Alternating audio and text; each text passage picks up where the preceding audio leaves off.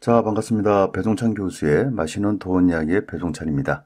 자, 여러분 반갑습니다. 부동산 언제 폭락할까? 부동산에 강력한 규제 정책이 나왔죠. 부동산 가격 하락 시기 과연 언제부터 떨어질까요? 흔히 시기라는 것은 이 타이밍을 의미하죠. 어떤 경우든 아주 이 타이밍이, 즉 언제 들어가냐, 이 때가 아주 중요한 단어인 것 같아요. 흔히 우리가 이렇게 말을 하지 않습니까? 때를 모르고 쓰는 어떤 경우든 잘 될 수가 없다라는 거죠. 그만큼 타이밍이 중요하다는 말이지요. 모든 사람은 타고난 사주팔자가 있다고 흔히들 이야기하지 않습니까? 이 또한 때의 중요성, 타이밍의 중요성을 강조하는 듯한 그런 이야기겠죠. 사주팔자로 놓고 본다면 조선시대 사육신일 정도로 충신인 성산문의 이야기가 많이 해자되는데요. 성산문에 이름에서 알 수 있듯이 성신은 성이요, 산문, 즉 세 번의 물음이 있다고 하여 성산문이라는 이름이 나온 거죠. 성산문의 외할아버지께서 사주 명리학에 대해서 아주 조예가 깊으신 분이셨죠. 지금 나오면 됩니까? 또 밖에 계시는 외할아버지께서 아니다, 좀 더 기다려라. 결국 세 번의 질문을 던지고 아이가 태어난 거죠. 그래서 세 번 물어봤다고 해서 성산문이 된 거죠. 다만 밖에 계셨던 외할아버지는 탄식을 하고 맙니다. 1시간만 더 늦게 태어났다면 이 아이의 사주팔자가 60세까지 살 수 있는 그런 사주였는데 1시간 더 빨리 태어났기 때문에 40살도 살지 못하겠구나라는 그런 탄식을 했다고 하죠. 아니나 다를까 결국 성산문은 39세의 나이로 비극적인 삶을 마감하고 말죠. 그만큼 시기, 즉 타이밍, 때, 이러한 때가 중요하다는 것은 우리네 인생사에도 이렇게 나와 있다는 얘기입니다. 부동산 또한 마찬가지지 않을까요? 언제 매수를 하냐, 언제 매도를 하냐에 따라서 기뻐하기도 하고 슬퍼하기도 하고 더 나아가서 부동산으로 인하여 매덕을 볼 수도 있고 매천을 날릴 수도 있다는 얘기예요. 그만큼 타이밍, 시기가 중요하다는 이야기겠죠. 살 때 사야 하고요. 팔 때 팔아야 된다는 얘기입니다. 이걸 만약에 거꾸로 했다. 팔 때 팔아야 되는데 팔 때 샀다. 또 살 때 팔았다. 라고 한다면 굉장히 좀 반대된 투자를 하게 됨으로써 슬픔에 빠질 수밖에 없어요. 그 아파트를 팔았더만은 몇 달 뒤에 2억이 올랐다, 3억이 올랐다. 그만큼 인생이든 부동산이든 시기, 즉 타이밍, 이러한 타이밍을 잡는 그것이 아주 중요하다는 얘기입니다. 그렇다면 부동산 정책하고 부동산의 매수 타이밍, 매도 타이밍은 어떻게 될까요? 먼저 부동산의 완화 정책, 풀어주는 정책이죠. 대출 규제를 완화하고 양도소득세 인하, 종합부동산세 인하, 즉 세금의 인하를 하고 규제를 해제를 한다는 얘기예요.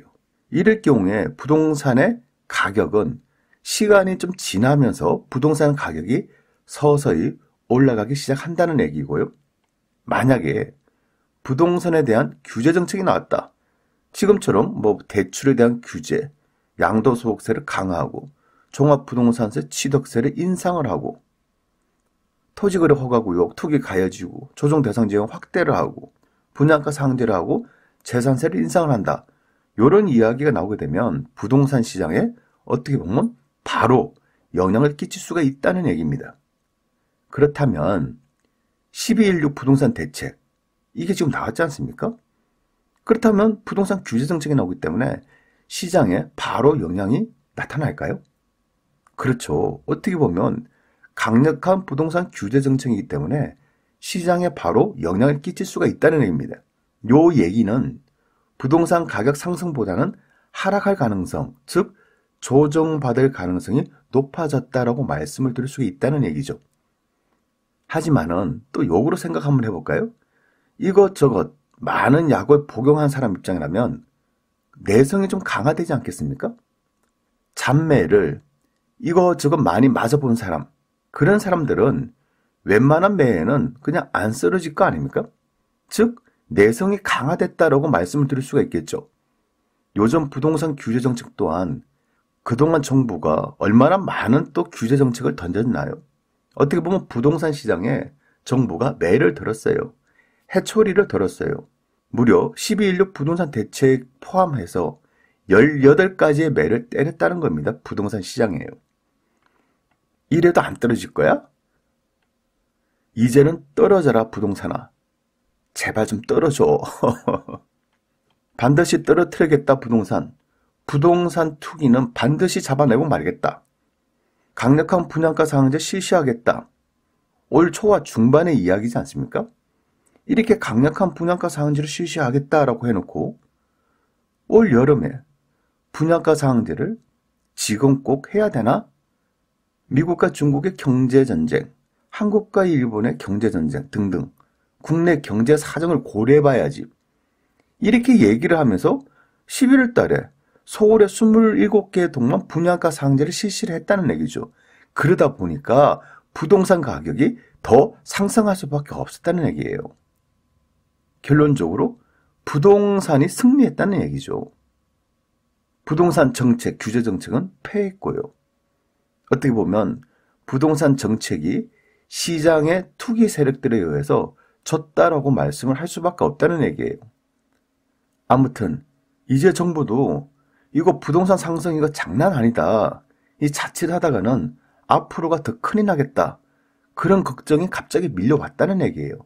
그러다 보니까 특단의 부동산 대책, 12.16 부동산 대책을 내놓게 된 거죠. 따라서 제가 보는 점에서는요. 부동산 가격의 하락 시점, 떨어지는 시점, 조정을 받는 시점. 그 시점은 언제냐라고 한다면 먼저 한 가지를 염두에 두셔야 돼요. 정부의 강력한 규제 정책이 나왔다 하더라도 지금 부동산 시장은 어느 정도 내성이 강화된 그러한 시장이라는 얘기예요. 그래서 강력한 정부의 규제 정책과 내성이 강화된 이런 매수 세력들 간의 한판 싸움, 눈치 싸움, 이러한 시기가 필요하다는 얘기예요. 즉 부동산 투자자들 입장에서는 이런 심리가 있다는 얘기입니다. 시장을 이기는 정부는 없다.